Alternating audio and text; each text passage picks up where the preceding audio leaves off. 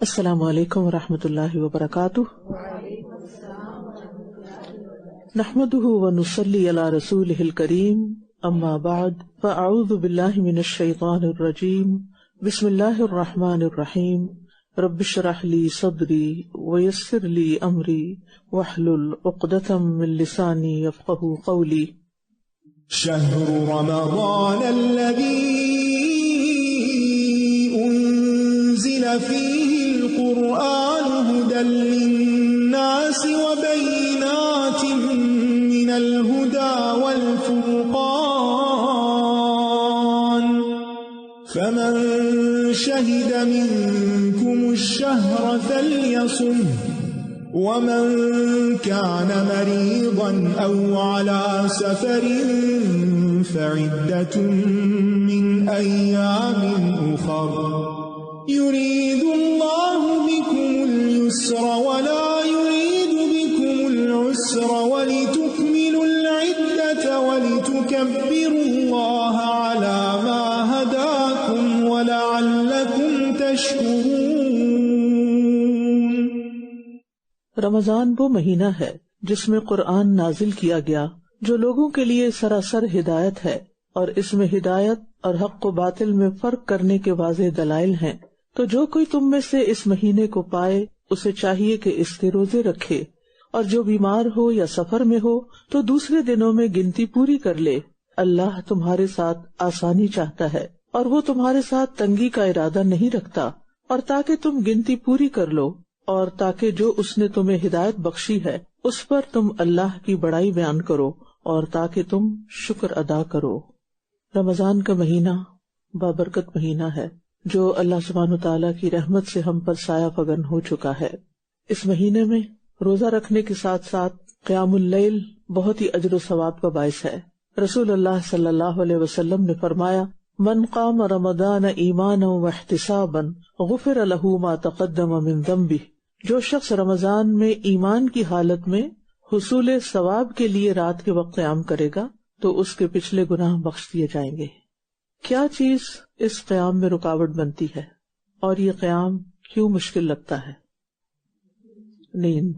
دن بھر کام کاج کر کے اور روزہ رکھ کے انسان تھکاوٹ کا شکار ہو جاتا ہے، اور پھر جب ہم افطاری ضرورت سے زیادہ کھا لیتے ہیں اور رنگا رنگ کے کھانے کھا لیتے ہیں تو کچھ ان کے اثرات بھی ہوتے ہیں اور سستی طاری ہو جاتی ہے۔ لہٰذا یہ دونوں چیزیں ہمارے قیام اور ہماری عبادت میں خلل ڈالتی ہیں اور نیند کا غلبہ ہو جاتا ہے۔ اس کے لیے ہم کیا کر سکتے ہیں؟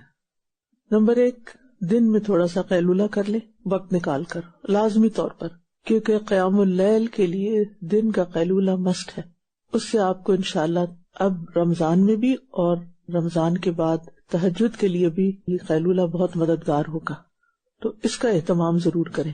دوسری چیز یہ ہے کہ اپنے افطار کو سادہ بنائیں، یعنی کھجور اور پانی۔ نبی صلی اللہ علیہ وسلم کس چیز سے افطار کرتے تھے؟ کھجور سے، اور اگر کھجور نہ ہوتی تو پانی کے چند گھونٹ۔ لیکن ہم تو تصور بھی نہیں کر سکتے کہ سارے دن کچھ نہ کھائیں اور پھر افطار کے وقت صرف کھجور اور صرف پانی یا کھجور پانی۔ اس سنت کو اپنا کر تو دیکھیں، اور پھر افطار کے بعد اگر آپ ڈنر لیں تو وہ ہلکا لیں، بہت زیادہ کھانے سے پرہیز کریں۔ اور تیسرا یہ ہے کہ اجر و ثواب کو سامنے رکھیں کہ کیا میں یہ چاہتی ہوں کہ میرے سارے گناہ معاف کر دیے جائیں؟ یقیناً ہم میں سے ہر ایک یہ چاہتا ہے کہ اس کے گزشتہ گناہ معاف ہو جائیں، اور یہ گناہوں کو معاف کرانے کا بہترین موقع ہے۔ یقینی طور پر نیند میں کمی ہوتی ہے، لیکن اللہ سبحانہ تعالیٰ تھوڑی نیند میں بھی برکت ڈال دیتا ہے، کیونکہ یہ شہر مبارک ہے، مبارک مہینہ ہے۔ اس لیے اپنے دل سے یہ خوف نکال دیں کہ اگر میں کم سوئی تو میں فنکشنل نہیں رہوں گی، میں کچھ کر نہیں سکوں گی۔ انشاءاللہ آپ سب کچھ کر لیں گے، اس کی فکر نہیں کریں، اور اس کے لیے دعا بھی مانگیں، یعنی مومن کا ہتھیار دعا ہے۔ تو آخری چیز کیا ہے؟ دعا۔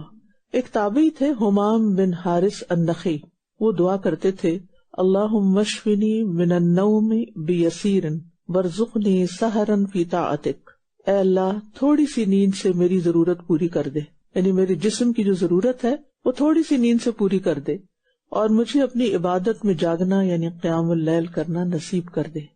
میں نے یہ دعا ابھی آتے ہوئے اپنے چینل پہ پوسٹ کی ہے تاکہ آپ لوگوں کو آسانی سے مل جائے. آپ اس کو اپنے پاس سیو کر سکتے ہیں, اس کو یاد کر سکتے ہیں اور اس کو پڑھ سکتے ہیں, تاکہ آپ کے لیے یہ فضیلت کی راتیں, اور پھر 20 راتیں آپ انشاءاللہ تیاری کرتے رہیں گے تو آخری عشرہ ہے اور اس میں جو لیلۃ القدر ہے وہ انشاءاللہ نصیب ہوگی. تو اس کے لیے بھی ابھی سے دعا مانگنا شروع کر دیں کہ اللہ سبحانہ وتعالیٰ مجھے لیلۃ القدر عطا فرمائے, کیونکہ وہ پورے سال میں سے سب سے افضل ترین رات ہے جو 1000 مہینوں سے زیادہ بہتر ہے. تو جو اتنی بڑی چیز ہو وہ بن چاہے اور بغیر تڑپ کے اور بغیر دعا کے تو نہیں حاصل ہوتی نا, اس کے لیے آپ کی طلب ضروری ہے. تو طلب کے اظہار کے لیے دعا کرتے رہیں, ٹھیک ہے. اس سے پہلے کہ ہم سورت شروع کریں, تلاوت سنتے وقت, ترجمہ سنتے وقت اپنی نیت کی تجدید کر لیں کہ اللہ تعالیٰ مجھے اس سے رہنمائی دے, مجھے ہدایت دے, مجھ پہ اپنی رحمت فرمائے, مجھ پر اپنی برکت نازل فرمائے, اور پھر جو کچھ میں پڑھوں اور سیکھوں اس کے ذریعے مجھے خود کو فائدہ پہنچانے کے ساتھ ساتھ دوسروں کو فائدہ پہنچانے کی توفیق عطا کرے. یا اللہ, تو ہمیں ان لوگوں میں شامل کر دے جو دوسروں کے لیے فائدہ مند ہیں اور جو اپنے علم اور عمل کی وجہ سے دنیا میں اچھے نقوش چھوڑ کر جاتے ہیں, اچھی یادیں چھوڑ کر جاتے ہیں. یا اللہ, میری ساری صلاحیتیں اپنے دین کی خدمت میں, بندوں کی خدمت میں استعمال کر لے, اور مجھے دنیاوی معاملات میں الجھ کر ضائع ہونے سے بچا لے, اور مجھے اور میرے گھر والوں کو صحت اور عافیت عطا فرما. سورۃ الاعراف. سورۃ الاعراف مکی سورت ہے, اس کی 206 آیات ہیں.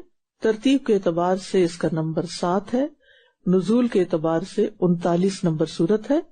اس سورت میں اللہ تعالیٰ نے اہل جنت اور اہل جہنم کا ذکر کیا, پھر ان کے درمیان آراف والوں کا ذکر کیا, اور اسی کی نسبت سے سورت کا نام آراف ہے. یہ سب سے طویل مکی سورت ہے. آپ کو معلوم ہے نا, مکی صورتیں چھوٹی ہوتی ہیں, ان کی آیات کی تعداد کم ہوتی ہے, لیکن یہ سب سے طویل مکی صورت ہے.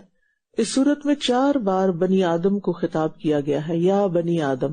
پورے قرآن میں کل 5 بار یا بنی آدم کہا گیا, جن میں سے 4 بار اسی صورت کے اندر آیا ہے. یہ اس کی خاص خصوصیت ہے, اور یہ واحد صورت ہے قرآن پاک کی کہ جس میں آراف والوں کا ذکر ہے.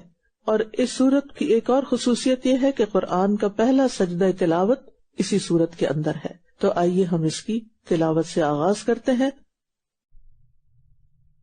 اعوذ باللہ من الشیطان الرجیم,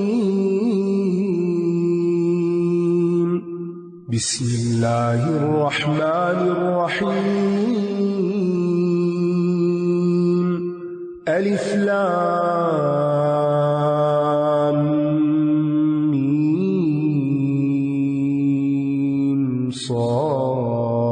صاد, کتاب انزل الیک فلا یکن فی صدرک حرج منہ لتنذر به وذکری للمؤمنین. اتبعوا ما انزل الیکم من ربکم ولا تتبعوا من دونه اولیاء قلیلا ما تذکرون. وَكَمْ مِنْ قَرْيَةٍ أَهْلَكْنَاهَا فَجَاءَهَا بَأْسُنَا بَيَاتًا أَوْ هُمْ قَائِلُونَ. فَمَا كَانَ دَعْوَاهُمْ إِذْ جَاءَهُمْ بَأْسُنَا إِلَّا أَنْ قَالُوا إِنَّا كُنَّا ظَالِمِينَ. فَلَنَسْأَلَنَّ الَّذِينَ أُرْسِلَ إِلَيْهِمْ وَلَنَسْأَلَنَّ الْمُرْسَلِينَ.